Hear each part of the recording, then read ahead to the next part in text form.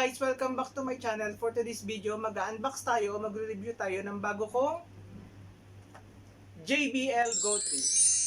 Guys, ito nga pala yung bago kong speaker na nabili ko lang dito sa Carrefour Villaggio sa Doha, Qatar. Sa halagang 149 Qatar Riyals. Guys, yung 149 Qatar Riyals into 13, that is 1,937 pesos. Hindi siya nagkakalayo sa halaga din ng presyo sa Pilipinas. Guys, ito nga pala yung general specification. Ito yung dimension, control and connection specification, then the battery, and the pictures. Guys, simulan na natin. Guys, nung una ko pa lang siyang nakita, ang impression ko pa lang dito is napakaganda na. Number one is yung color niya. Guys, napakarami ng iba't ibang kulay ng JBL GO3. But, syempre guys, mas choice ko yung favorite color ko, which is gray. Okay, unbox na natin guys. Wala na nating i-open tong JBL GO3 ko.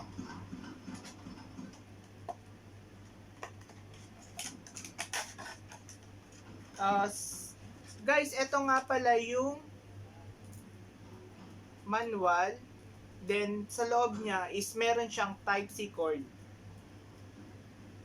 para sa charging.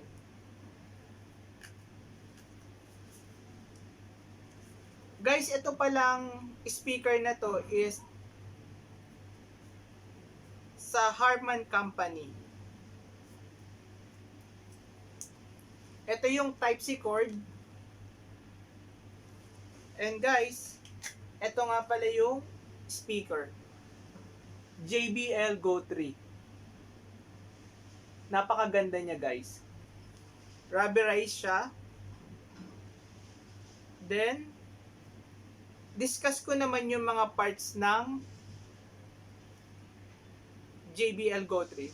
And dito yung volume control. Ito yung volume control. Ito yung switch or power button. Ito yung Bluetooth button. Andito naman yung charger, guys. Guys, ito nga pala, may stand siya. Yung battery niya, guys, is 2.5.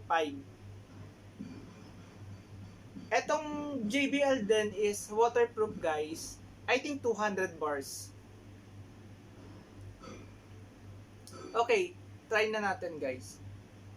I-connect.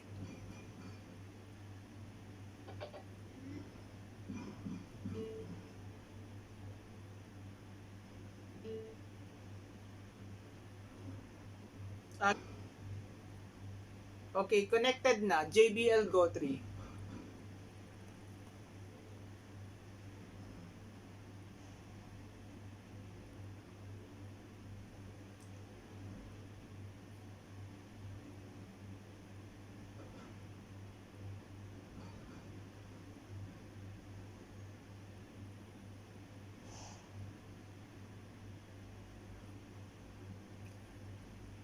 Music DJ.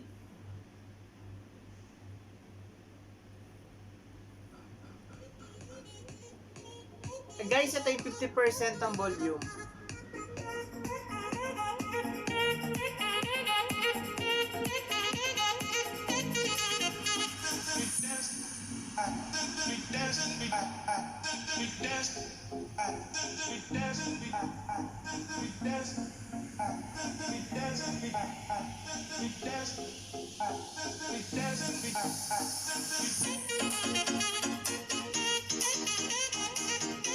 Todo naman natin guys yung volume.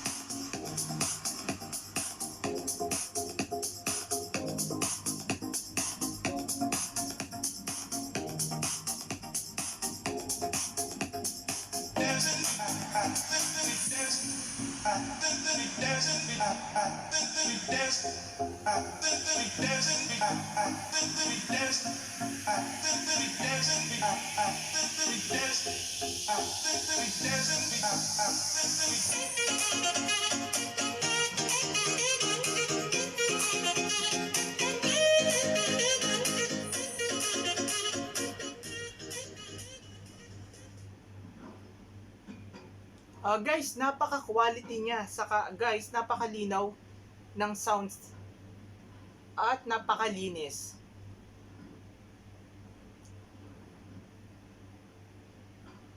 So guys, hanggang dito na lang. Huwag niyong kalimutang mag-likes and subscribe. Mag-comment din kayo guys kung nagustuhan niyo siya.